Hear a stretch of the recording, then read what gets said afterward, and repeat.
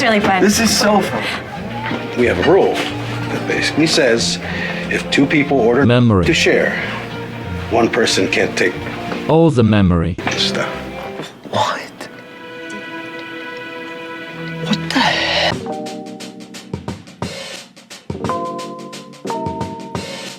There's a lot of mystique surrounding memory safety and also Rust Borrow Checker. As a relatively new Rustation, I can definitely relate. Maybe you're like me and you learned a bit of C and C++ in school, but as you jump to the land of high-level languages and dopamine hits, all that memory management stuff kind of faded away. Or maybe you even started with high-level languages and memory management was never really a concern. Now though, you're dipping your toes into the deep end and memory management is, well, it's a concern. Fear not, we'll get to the bottom of it. We'll explore how memory management works, some nasty memory safety bugs, and how different languages solve these issues. Let's gotta squeeze in real quick. We're gonna simplify things today to illustrate the concepts. The goal isn't to memorize exact bytes, it's to build an intuition about why this stuff matters and how different languages approach it. Dive in. To get some definitions out of the way, memory management is the reserving and releasing of memory, whereas memory safety is preventing invalid memory access. Say, like if you tried to access memory that was already released. Now, to really get memory management and memory safety, we need to understand that fundamentally, types, structs, all of it, It's fairy dust. It doesn't exist. It's never landed. It is no matter. it's just bits, ones and zeros. Your CPU doesn't care about your types. Stay with me. Now, of course, we have those abstractions like types and structs on top, but I think it's important to remember that under the hood, it's just bits. Let's take a look. We've got our handy dandy memory visualizer app. This is just something simple I whipped up to be able to visualize and step through stack and heap allocations. Couple disclaimers, of course, this is just a simplified version and it's not actually indicative of a real setup. So we've got 96 bytes, addresses 0 through 95. The stack is going to start at the top and grow down. So it'll start at 95 and then go down, in this case, to 80. And then we have our heap starting at 0 and it'll grow upwards. In the demos, because they are simple, the heap is going to allocate usually contiguously. So it'll go through like maybe the first 2 rows and then obviously everything else is free. So next 2 rows. In real scenarios, the heap allocations could be sporadic, especially if you have different threads or async. You know, you might allocate like first couple bytes and then allocate another chunk. And then, you know, maybe the first chunk you allocated gets released because the thread or whatever is done. So it'll claim it here. So it'll keep that in mind, that heap allocation in this demo is pretty simple. It's just for visualization. And we're also omitting other metadata like return addresses, frame pointers, that kind of stuff. First up, let's take a look at some bits. So simple C code here. We've only got 1 byte and we're going to set it to the value of uppercase A. So since this is a character, we can fit that into a single byte.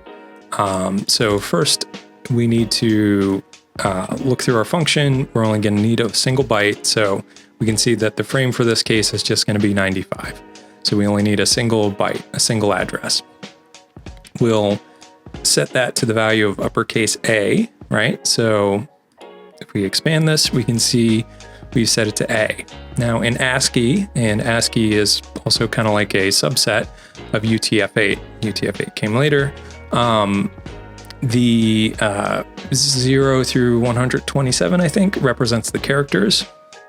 So in this case, it's 65 is the actual value. And it just happens to be that depending on what context you use 65 in, for example, in ASCII, that represents uppercase A. So we can see here, 0, 1 is on, 2, 4, 8, 16, 32, 64. 64 is on, 1 and 64 is 65. That's also why you can kind of see some weird character encoding nonsense, because if the value gets corrupted, it's going to try to decode it, but the value won't mean anything. It'll be gibberish. So we have 65 here, and that's an uppercase A. Well, let's set it to a lowercase a now. So we're going to turn on the 32-bit, and that gets us to 97. And again, 97, right? 1, 32, 64. But that also means A. So all we've done here is allocated one byte on the stack, and we've been able to set it, accordingly using the bits. So it's just ones and zeros, and it's all about how they're being used. If there's one thing you're going to hear about a lot, it's pointers. Conceptually, they're actually pretty simple. It's just the behavior that they enable that can get complicated. A pointer is just a variable that holds a memory address. It points to where some other data lives. Normal variable, value, and address. Pointer, address and address, or rather a value that happens to be an address. Let's take a look. So we've got some C code here. So in this case, it's going to need addresses 95 through 93. So 3 bytes, because we're going to have a character, an int, and then a pointer to our first variable. So we'll allocate these, and then we will write A to our first byte. So again, that's going to be, in this case, it's a lowercase, so 97. What's interesting here is our first one is address of 95. And in hex, that's OX5F. So address is 95 for the first byte. So if we set our second byte to the value of 95, well, look what we have here. So we've set the value to 95. Okay, so this is just an int. This is a character, right? So value is 97, value is 95. But now we want to set a pointer. So let's do that. What's interesting here is the value is 95. This one's value is 95 as well. But because we know it's a pointer, what we can do is, in our code, we can dereference the pointer if we need to get the value at that first address. So the value of the pointer is 95. We know that's a memory address. So when we want to get the value of foo from our pointer, we just dereference it, and that hops us over here. So in this case, lowercase a or 97. So again, conceptually, a pointer is just a memory address, right? So it's the same value in bits as our int, but we know it's actually a pointer, so it's a memory address. There's 2 main places memory can live, stack and heap. The stack is fast but simple. It uses last in, first out, so things get pushed on and then popped off. Now, a stack frame is just the contiguous region of memory allocated for a function. The compiler will figure out the exact size and layout of each frame. The frame pointer keeps track of the starting address of the frame, allowing for fast access. And stack variables are accessed using fixed offsets from the frame pointer. For example, say you have variable A that takes up 4 bytes from the start, and variable B that takes up another 4 bytes or 8 bytes total, and so on. No searching or fumbling around at runtime, just simple arithmetic. When you call a function, a new frame is pushed onto the stack, and when the function returns, the frame is popped off. Dive into some stack frames. So in this case, we'll have 2 functions, and each function will have 2 characters. So 2 bytes, 4 bytes total. Our first function is going to have a frame of 95 through 94, right? Because it's 2 bytes. So the stack frame is going to be these 2 bytes, and then the frame pointer would be address 95, because that's the start, because it grows down. So frame 95 through 94, frame pointer is 95 because that's the beginning. And then we know that our character A just takes up 0, the first address. Character B, bar, is the frame pointer plus a byte for bar.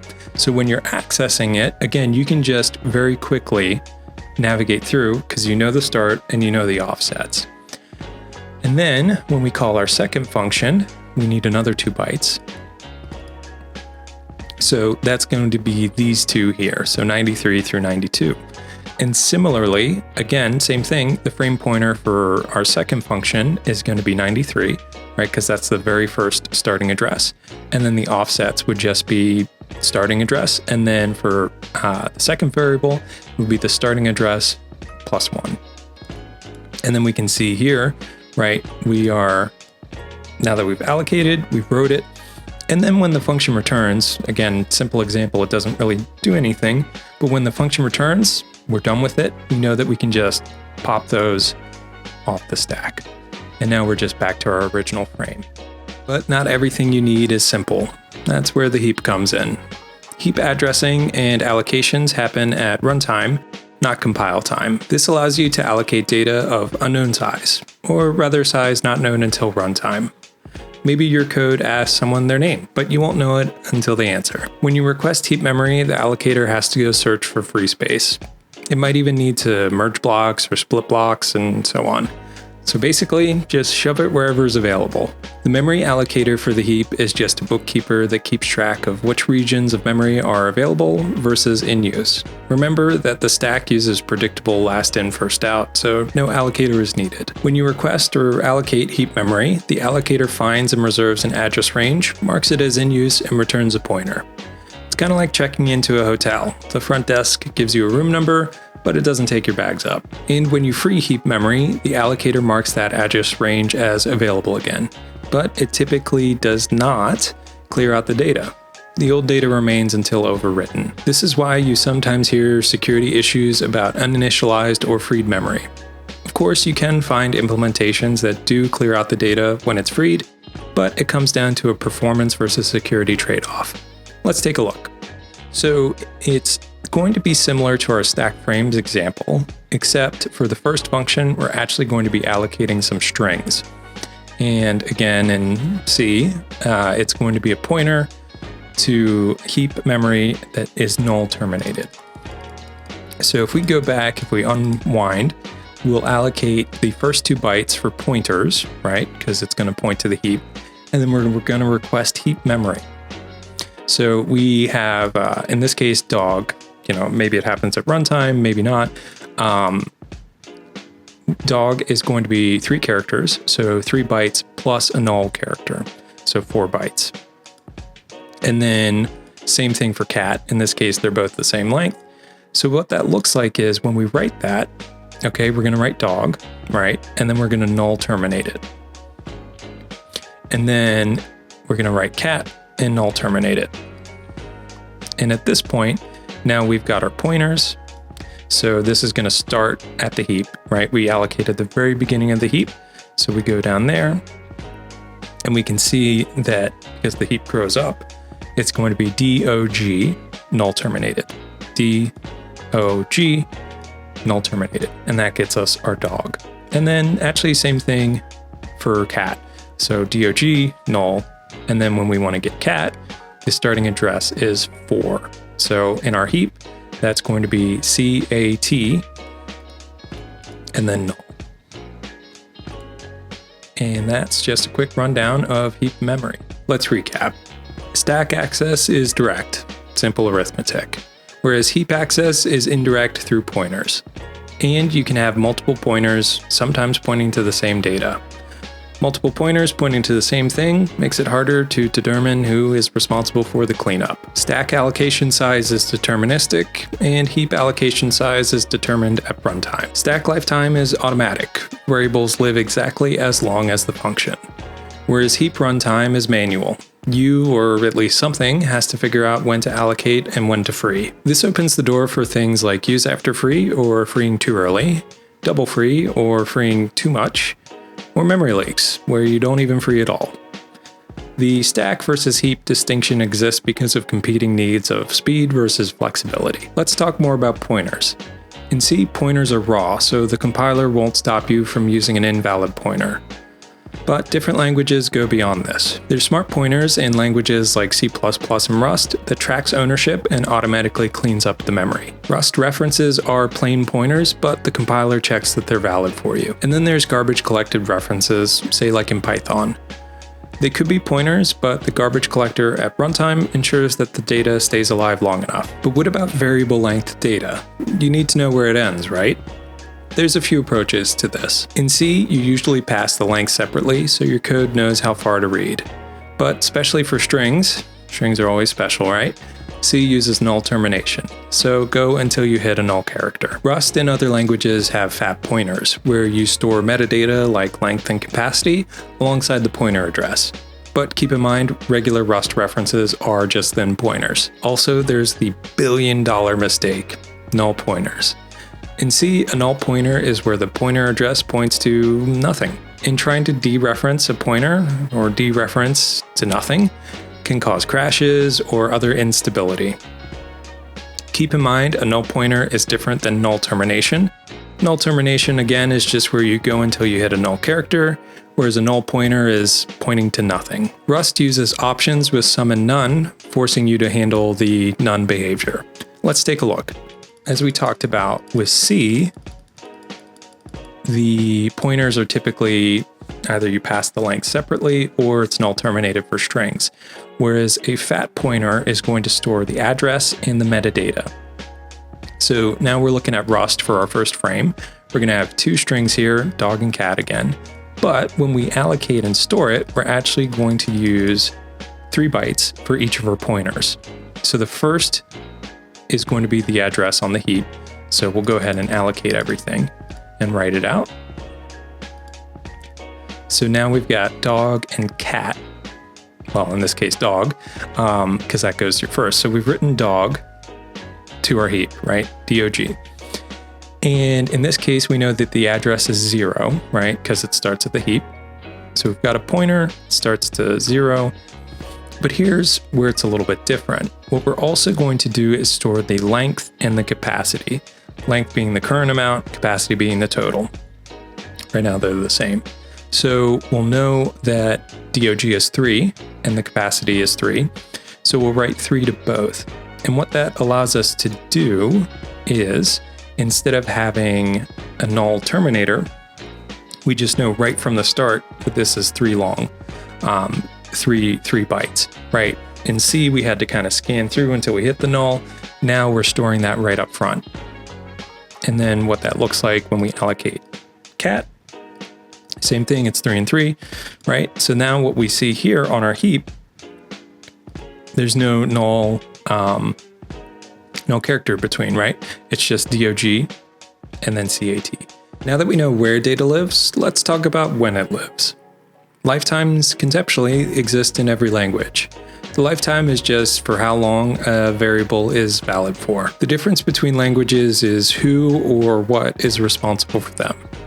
In C, for example, that's all you. And speaking from experience, you might get it wrong. In Python and other garbage collected languages, that's the garbage collector at runtime. So slow and steady wins the race. And in Rust, it's actually the compiler. So safe and fast, but maybe a little harder to learn. Ownership, on the other hand, is mostly a Rust thing.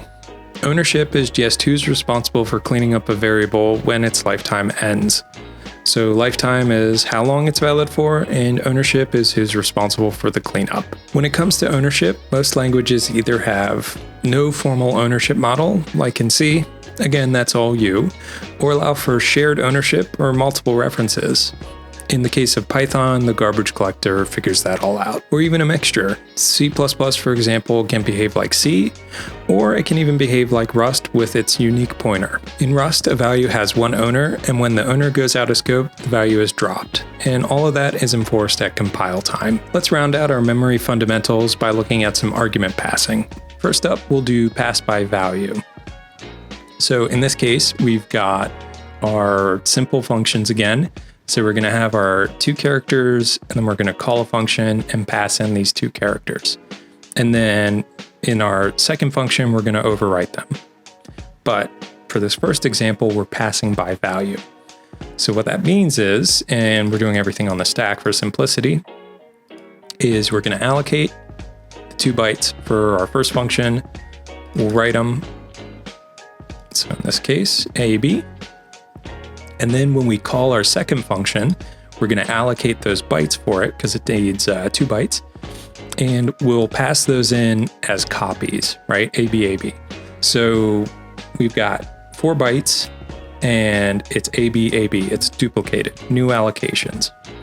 And then when we overwrite the values in our second function, we're overwriting them in the allocations for the second. function, right? So now it's ABXY. Let's compare that to pass by reference.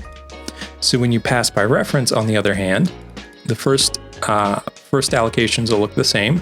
So AB will then pass by reference, we'll call pass by reference, and then we're going to pass in references to A and B, or foo and bar, I should say.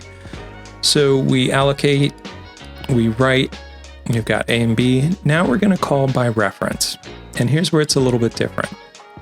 So again, we've still got 4 bytes, but these arguments for the second function are pointers. So when we invoke it, we're actually going to pass in the address to A and B, right? So we've got, in this case, A is going to be in address 95, or bar, I should say, foo and bar. Bar is going to be in address 94. So our first argument for our function is going to get the value of 95. Second one's going to get 94 because they're references, they're pointers. So what happens when you overwrite them is you overwrite where the pointer address points to. So now we've still got our pointers, we've still got 4 bytes, but the original address has been overwritten. So now we just have X and Y and 2 pointers. And then of course, when the function returns, those additional allocations go away, but our original variables now are X and Y. With characters and single bytes, this is kind of, perhaps it seems simplistic or contrived, but imagine, if you will, if you have strings or really complex data structures, and passing by reference versus passing by value can make a huge difference. So, again, in this case, it was 4 bytes either way, either by value or by reference. But let's say you have multiple bytes of data for your allocations. Well, if you have, 64 bytes of data versus passing in a pointer, again, in real operating systems or real architectures, a pointer typically is going to be larger than just a single byte. It's going to be a couple bytes. That still could be, and usually is, a lot less data than passing around an actual copy of the source data. So again, this is simplistic, but hopefully you're starting to see why these decisions and these trade-offs make sense. So who, what, when, and where are in the bag?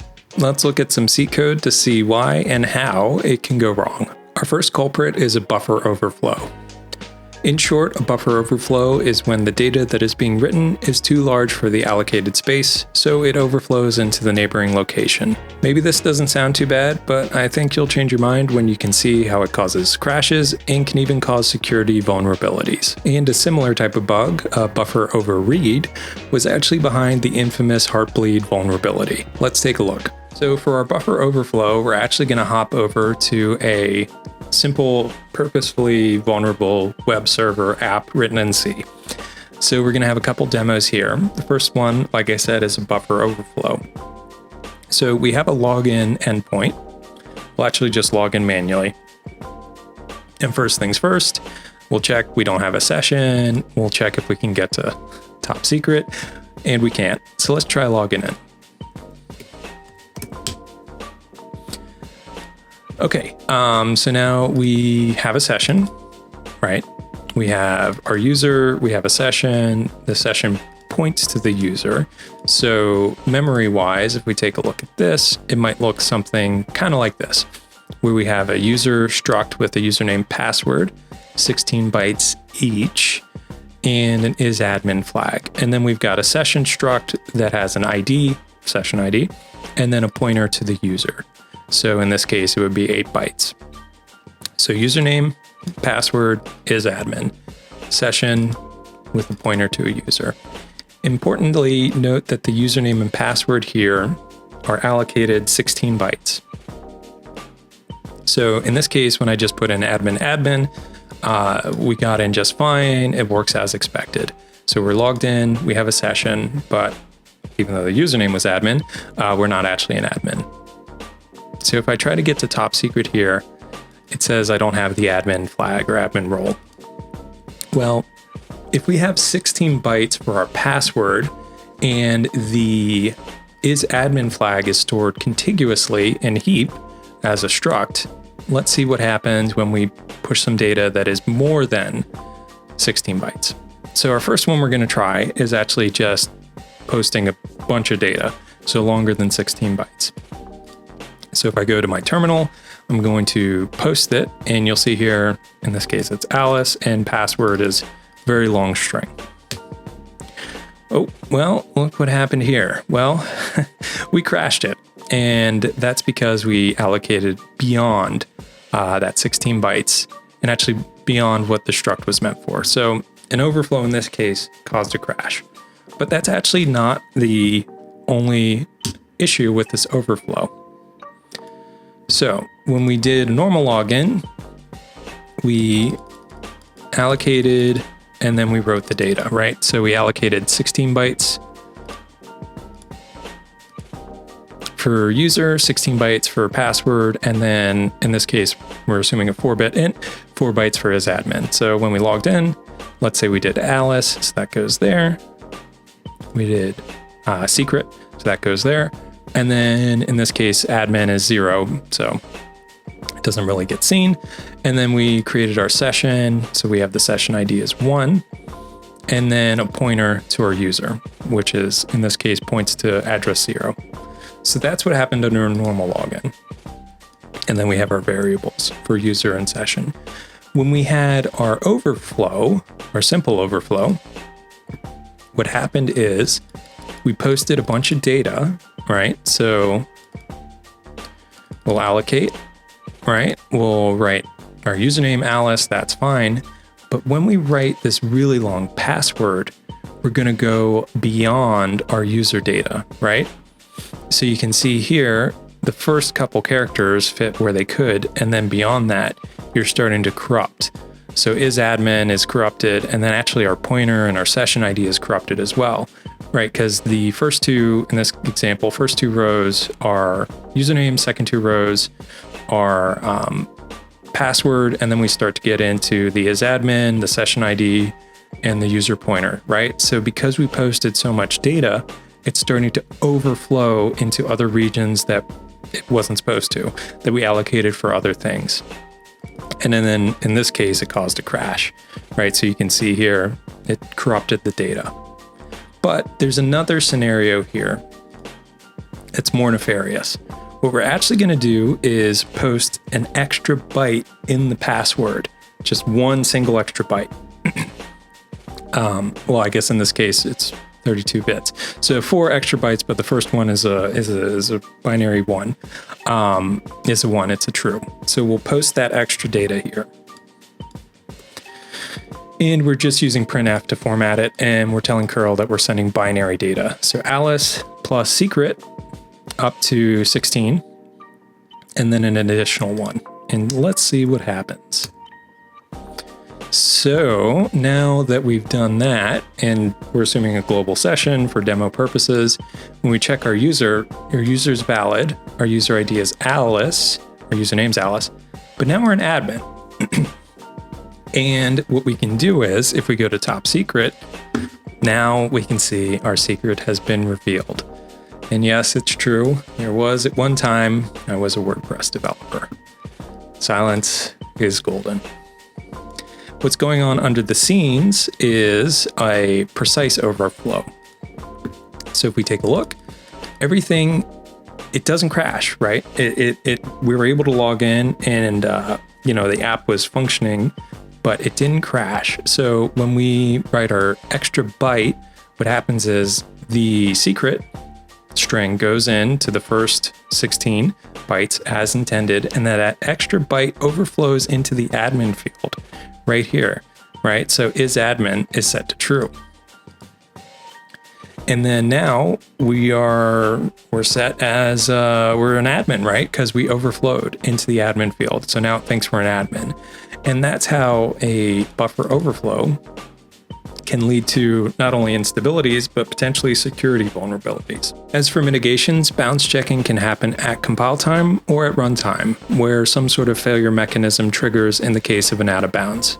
So our borrow checker hasn't entered the chat quite yet. Let's look at some Python and Rust examples, but keep in mind our C code kept chugging, well, until it didn't. Now for bounds checking, for example at runtime, what would happen is typically it could just error out. What that might look like in Python or in Rust if we go to our snippets directory. Okay, so let's bring over our code. So we're looking at the overflow. We'll take a look at Python first. We're going to have some lists. So in this case, 1, 2, 3. And if we set the first value to 0, set the first index, index 0, the first index to 99, that'll work. And actually, let's try getting rid of this exception handling. And try running it. So this should actually just crash at runtime because it's an out of bounds. So if we do cd python and do python 3, yep, what happened here is an error, right? Because it's out of bounds. Now you could do try catch if you wanted to handle this. And that works. We caught it. So again, in Python, it has bounds checking at runtime. You can see here with strings, it'll actually throw an error here because it's you can't change it. But when you create a new string, it allocates a new one with the appropriate space. And then we'll take a look at the output in a second. Our last one that's sort of similar to the C example, we've got a class here with a property A, which is 5 characters, and then a flag, which would be kind of like our admin, is true, false. So before it should be AAAA and then false. And then what we'll do is we'll overwrite name with a bunch of B's. If it were to overflow, that could flow into the flag. But in this case, the Python runtime handles all that. So we can see here in the string, right, we have a new string allocated, and then in our objects, the flag is still false. So for Python, it's the runtime is handling all of that overflow stuff, and it's doing all the bounds checking. So for Rust, we can see here we have an array that's 5 long, so we can write the first and last indexes, no problem, and we'll actually go ahead and do that. Yep, so no problem there. But if we try to write the last, actually beyond the last index, by default, the compiler will warn us about that. So if I try to compile, it won't. And then maybe I just really try to push the limits here, and I'll turn off that check. So maybe there's a reason, in theory, for unsafe, you would need to do this. But if we bypass that, at runtime, it'll go ahead and panic for us because it's out of bounds. Now Vex just grow as needed. Nothing really there to worry about. So we can just go ahead and push stuff on and it'll just keep chugging along. Whereas with the slices next. So you'll see we have a source, which is 8 long, and then a destination, which is only 5 long. So if we try to copy in to our destination from the source, what'll happen is it'll panic, right? Because it's the source is too large for the destination. But you can handle that, right? You can figure out exactly what can fit in to the slice, because remember, Vex are growable, slices are not, and then just copy what you can. And then lastly, strings. Strings are growable as well. So if we start with secret and then we push a bunch of junk on there, it'll still work because the strings grow as needed. Our next culprit is a dangling pointer and use after free. A dangling pointer is just a pointer that doesn't point to a valid address, and a use after free is when that dangling pointer is used. And you guessed it, it's bad. It can cause unpredictable or even vulnerable behavior. Sound like fun? Let's take a look. So use after free. Let's go back to our C demo server. So we'll go ahead and log in. We could actually just log in using the login page. So admin. So we have a session. And our session has a pointer to the user. So in this case, our code does not properly free the session's user pointer after the user logs out. So we've logged in. Now let's go ahead and log out. So this will free the user, but it won't free the pointer to the user that's in the session. So if I go log out and I do check user, right? Our session is session 1 and our user pointer pointed to the old user address, but there's no data in there. And under the hood, what that would look like is if we do log in, log out with dangling pointer. So log in like before, right? So we've got our users allocated and we've got our variables. So Alice, secret, and then not an admin. We've got our pointers. Now we'll go ahead and log out. So when we log out, we'll go ahead and free our user memory, right? But we still have our pointer for our session to it. So then what happens is if our app code comes in and requests it, the allocator could give us that address space back because remember, the allocator thinks it's freed, even though we have a pointer to it for our session. And then we could write some new data to it, maybe like junk data or corrupted. So now what we have here through these address spaces is a bunch of Bs, some corruption. And then what's going to happen is our session, right? Our session user pointer points to that data and it's totally junk. Now let's look at how a simple reference counter based garbage collector would handle this. And fun fact, if you've ever used ARC or RC in Rust, that also uses reference counting. So we'll look at how a garbage collector and then the borrow checker handles this use after free or dangling pointers. So first up is Python. We have a data class called data, and then we've got a container. So we're going to create data and then store a reference to that data in a dict, right? So we'll go ahead and create it. We'll create the reference values, and then we'll have a reference to it. And so let's take a look here. So if we run this cd, we have pi and then pi main.py. So we created our value, right? We have a reference to it. So we've got here, reference 1 is our data, reference 2 points to reference 1, which points to data. And then we set reference 1 to none. Okay. So then let's take a look at reference 2 value. So 42, 42, 42 still exists.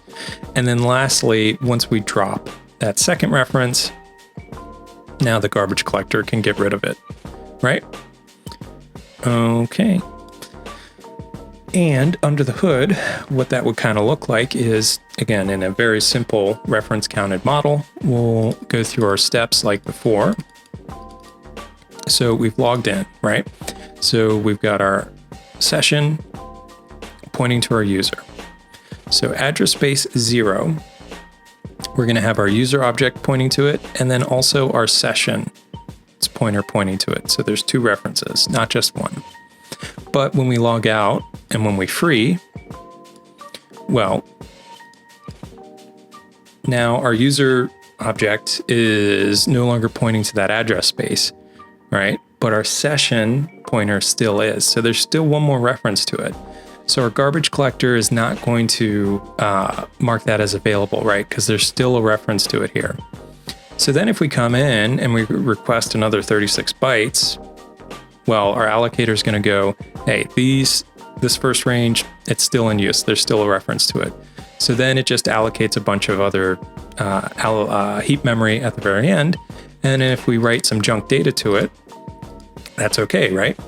Because we only wrote junk data to the end of our heap, right? Because we still have that reference there. So you can still see our session pointer still point to a valid location. And then finally, when we free it, our references go back down to 0, our session goes away, the reference drops down to 0, and then that allocator can finally mark these as available. And finally, that brings us to the trusty borrow checker. At compile time, the borrow checker is just going to ensure that all references are valid.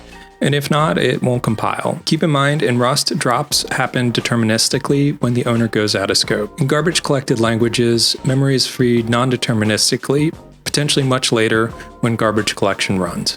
Going out of scope just removes a reference. Now in Rust, on the other hand, let's take a look at this. So we're going to have a string here called data, and it's going to be hello. Now when we create a moved and we set it equal to data, now moved is the owner. because each value has one owner. So when we say data and we say moved, moved is now the owner. So if we try to reference data again, you'll see here, it's going to throw a compiler error, right? It will not compile. And the reason for that is, again, because moved now owns that address, but we can reference it from the moved location and it will compile. Now, if we take a look at some lifetimes, let's uncomment this over here. So we'll create a reference variable that will be a reference to a string. So we'll create a value called temporary. We'll create a reference that is a reference variable called reference that is a reference to the string value. So if we do this, if we get rid of that, okay, this will work, right? Because when it goes here, when this happens, this value is still in scope. It hasn't been dropped yet. So this will actually compile. It'll warn us that, hey, why do you have this useless reference? But it'll actually compile. The thing is, remember, this reference is not the owner, right? Value is the owner. So reference is created here, and then it's going to point to this value, and value is the owner. So when this scope ends, value gets out of scope and value is dropped. So now value won't be there, so the reference won't resolve. And that's why it's going to tell us does not live long enough, right? Because this reference is pointing to a value, and then we're trying to use that reference later on, even though the value's been dropped.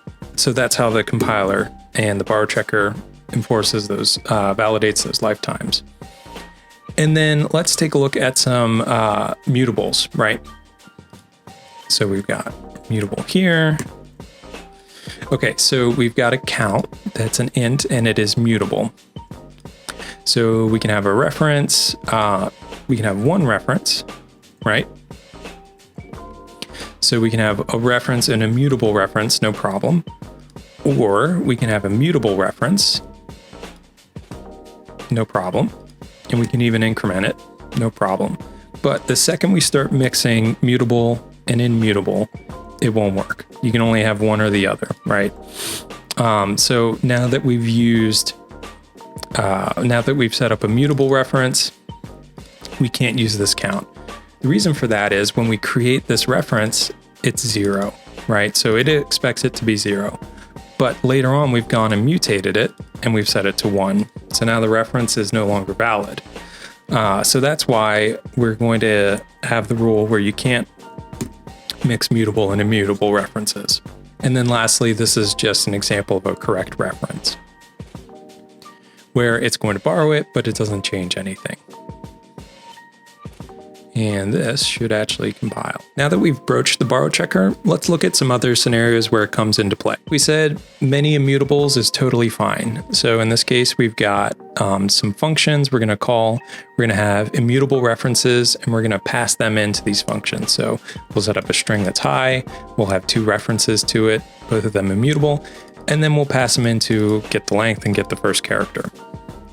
So what's happening under the hood is we'll allocate and we have our heap data, right? So we've got high. This is our fat pointer to high. So we'll set up our references. The reference points to here, our fat pointer. So this is going to be R1. This is going to be R2. They both point here. And obviously this resolves to high. And then when we call our next function, what's going to happen? So our next function is going to take a reference to the string. So that is going to be 88. Yeah, and actually length and first, we actually store those. So that's what these allocations are. So 88 is going to take a reference, right? So it's a pointer to R1, which is going to be our value for the string, right? So it's just a pointer, but we're not changing anything. So we can run our calculation. We're not changing the original address, right? We're just referencing it. We know the length is 2. So then we can set that. So our value is 2. And then we're also going to get the first character. We'll deallocate after our function returns, right, goes out of scope. We'll then reallocate, and we want to get the first character.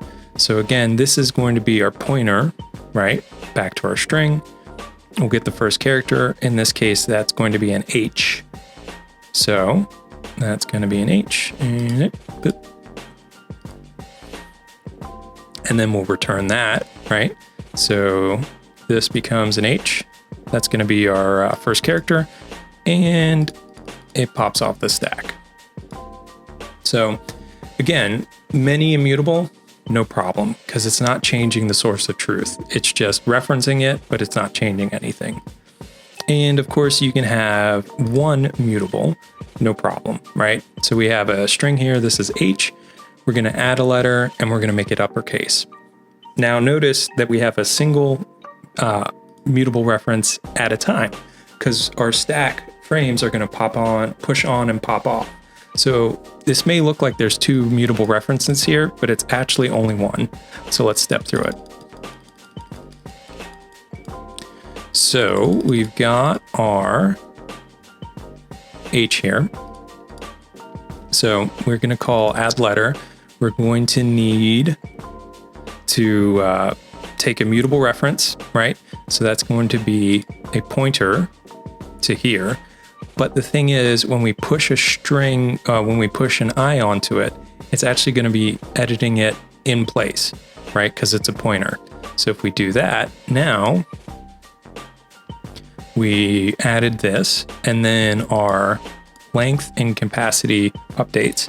So we've edited it in place, but keep in mind, our frame right now is only the original and this extra add letter. And we're done with it. So it pops off the stack. Now we make uppercase, push it on the stack, and we need that mutable reference. It's going to resolve. We're going to make it uppercase, and we're done with it, and it pops off the stack. So there's only one mutable reference at a time, right? Because there's the mutable string. We've got a mutable reference. It does its things, pops off. Another mutable reference does its thing, pops off. And that's okay, because it's only one mutable at a time. What's not okay, on the other hand, is either having multiple mutable references, or in this case, we'll look at a mutable and non-mutable. So the reason why this doesn't work, again, is because when we allocate our string H, and then we set up an immutable reference, an immutable borrow. So R is expecting that this to be H, because that's what it was when the reference was set up. But when we mutate it, so we'll allocate a pointer, we'll, for our mutable, and what we'll do is we'll then add a letter. Well, now our original reference, R, is pointing here, and it's pointing to high. But when we set it up, it was just H. So it's become invalid, right? So that's why you can't have mixed mutable, immutable, or multiple mutable. Let's take a look at some lifetimes. So for this first one, we're going to get an owned string. So we're going to call it, and then we're going to reference it, which is okay. So we'll need to have our fat pointer and then a reference. So it's going to be 4 bytes. So we'll allocate that.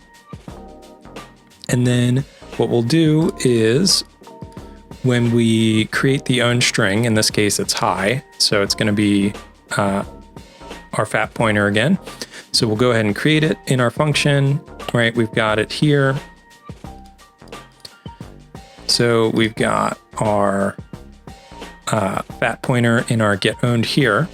We're going to create it, but then when the function returns, we're transferring the ownership, right? We're not returning a reference, we're returning an owned string. So what that means is our original S2 is actually going to become what this was in the function, right? So it's still allocated on the heap as high, but now our S2 is going to have the fat pointer, and it's going to point to the correct thing. And then our reference is just pointing to our original fat pointer here, and it works no problem. Now, let's take a look at a dangling reference and why the borrow checker would complain about this. So in this case, instead of getting an owned return value, we're going to try to get a reference, but it won't work. So what happens is when we call get dangling reference, we're going to try to return a reference. So let's rewind this a little bit. So in this case, our first frame is only a pointer. Then for our next one, we're going to need a fat pointer. So that's going to be 3 bytes. So we'll write high to our stack, our heap, and then we'll set up the correct fat pointer. But here's the thing. We're trying to return a reference, right? So R is supposed to be a reference to this S value. But when the function ends, right, so R points to S, but when the function ends, it pops off the stack. So R is not pointing to the heap data, it's pointing to the fat pointer, but the function's return pops off the stack, it's dangling, it doesn't point to anything valid. Now let's take a look at one where the reference does not live long enough. So in this case, we are going to have a reference here. So it's going to be a pointer. And then we're going to create a string inside this scope. And then we're going to set the reference as a reference to that string. And then we're going to attempt to pass it in. Similar to our dangling reference, right? So what'll happen is we'll set it up here, right, high, and then we'll set our value to it. But same thing, when the scope is done, pops off, and now our reference is no longer valid. So it's dropped. So S does not live long enough for the reference to be valid, because then R can't get passed into the next function because it doesn't point to anything value. What's not acceptable is trying to use something after the ownership has moved. So we have a function here. We're going to create an owned string, and that's going to be high. So that's going to be our fat pointer. And then we're going to get the length of it. But importantly, when we get the length of it, we pass in, and now S2 owns that data, right? So we're not passing a reference, we're passing the ownership. And the problem is, after S2 is done with the data, after S2 returns the length, that value's dropped, right? So it's no longer valid anymore, because when the owner drops, the memory is freed. So we pass in S, we now have length appropriately. But the problem is, because S was transferred over to the function, it's no longer valid. And again, that's why the borrow checker is trying to prevent that. Lastly, let's take a look at some examples of why you need to write those lifetime annotations.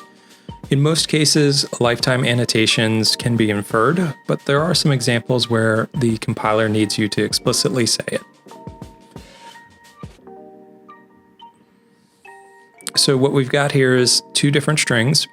String 1 is going to be H, and string 2 is going to be high. And then we're going to call the longest function and pass in references to both. So we're going to try to figure out which string is longer. Now, here's the kicker. You'll notice that this is scoped, right? So it's a new scope here. So at the very end of it, S2 is going to drop out. And we're going to print the result. So, but we're printing the result after that scope is dropped. So this is why the compiler needs us to put in a lifetime annotation. Because we're returning a reference, the lifetime for the returned reference could be either one of these. So it could either be S1 or S2, right? Because in some cases it could be X, or in some cases it could be Y. So what the compiler needs us to tell it is which one do we intend it to be. So here in this case, we're just picking a lifetime annotation name, in this case A. So we're going to say A. So in other words, we're telling the compiler to check that these all have the same lifetime. So for example, it'll check that when the lifetime is for S2, it is invalid, right? Because S2 drops out here. So again, that's why in certain circumstances, you have to put explicit lifetime annotations. It's not because the compiler doesn't know the lifetimes. It's when there's potentially multiple lifetimes and it wants you to be explicit about which one you intend. So what have we learned? C gives you the keys to the car and trusts you not to crash. In garbage collected languages, it drives for you. And in Rust, it teaches you and forces you to drive safely. Coming from high-level languages, the borrow checker might feel restrictive, but it's catching bugs that could cause crashes or even security vulnerabilities. The mystique? It's all just bits. And for today, I think that's all I got for you. Thank you so much for watching, and I'll see you on the next one.